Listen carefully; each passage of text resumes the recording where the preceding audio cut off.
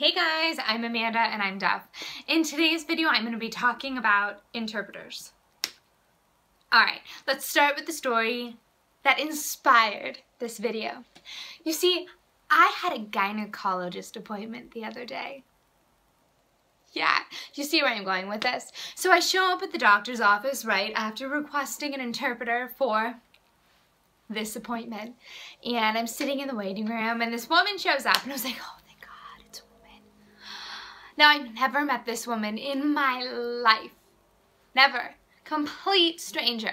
And this complete stranger goes into the gynecologist appointment with me. So I have like my legs up on these stirrups, right? I have a doctor poking around down there, and I have a stranger standing next to me signing everything my doctor is saying. Awkward. Now, I love my interpreters. I think they're amazing. But oh my gosh, you guys. Gynecologist appointment. Stranger. Awkward.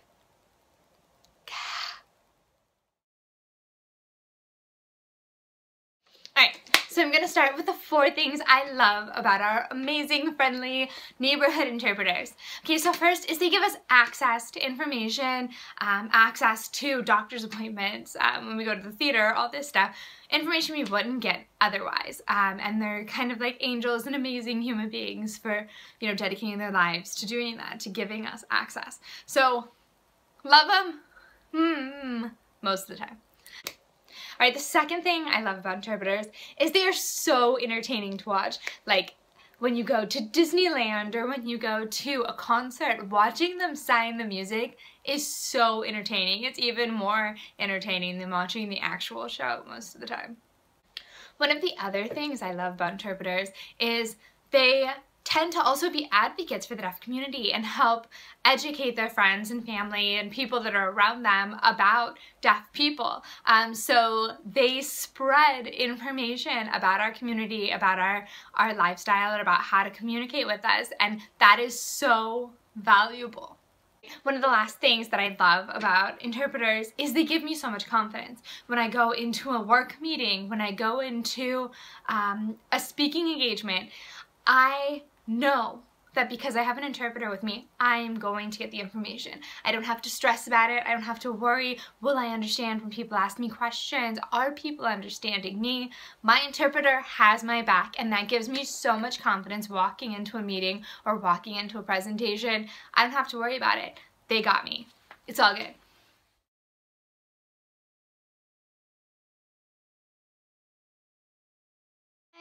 Now I'm going to talk about a few things I kind of hate when it comes to interpreters. You really have to trust them. Like, you've never met this person in your life. This is your first time, you know, seeing them ever.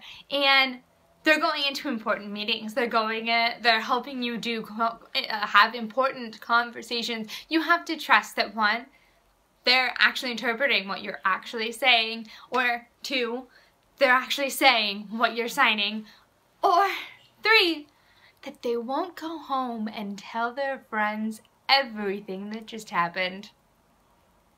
Yeah, I really had to trust that nice young woman who went into the gynecologist with me to interpret.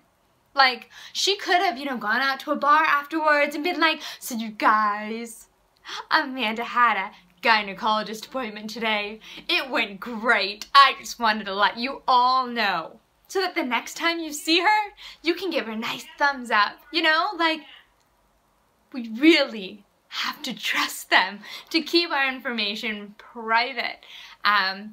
Which leads to the next thing, which is you see them everywhere. Like, most interpreters are also involved in the deaf community or have lots of deaf friends because we become friends because we work so close together. But it's so awkward. Like, if I ever see that specific interpreter again, like at a random hangout or a deaf event, I'm gonna be like, so, hi, great to see you. I'm fully clothed right now, no hospital gown, you know, actual pants.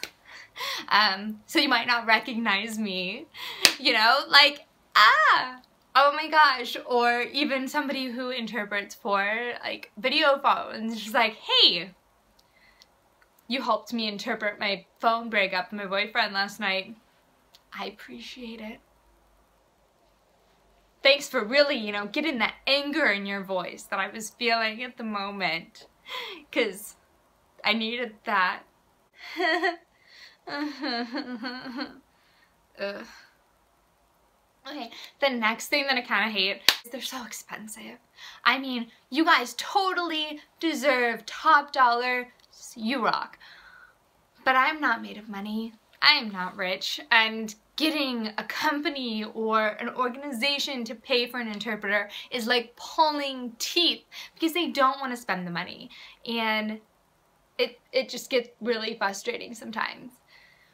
Which leads me to my next thing.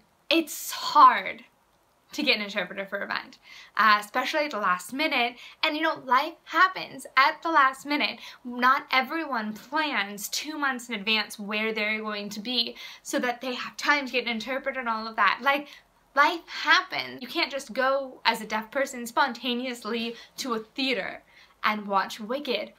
We don't get to be spontaneous and go and do events and stuff because we need to have an interpreter, and getting an interpreter takes time and effort and lots of phone calls and emails and scheduling and working and coordinating with the theater or the organization or the company to make sure the interpreter gets paid, and it just, you're getting the idea. It's hard. It's hard and it's expensive, and that is what I have to say about interpreters today. Thank you all for watching. I know this video is a little bit longer than my videos normally run, but I hope you enjoyed it. To all those interpreters out there, we love you. We appreciate you. I'm not hating on you, I promise. Please still interpret for me, because I love you. I do. Alright guys, hope you enjoyed this video. If you liked it, subscribe to my YouTube channel. Thanks for watching. See you later.